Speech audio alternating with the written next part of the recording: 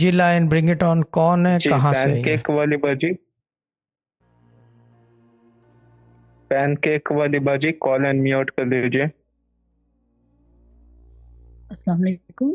वालेकुम सलाम। पैनकेक, आपका चैट नेम तो पैनकेक वाली बाजी है। और दूसरी बात ये है जी जी, कि ग्रुप नंबर बता दें अपना।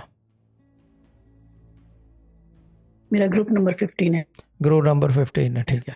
और तीसरी बात ये है कि जो बताने वाली बात ये है कि 3 टेस्टिमोनीज आपने दे दी हैं। पहले वाली short and sweet to the point अभी बता दें और फिर रुक जाइएगा। जी बोले।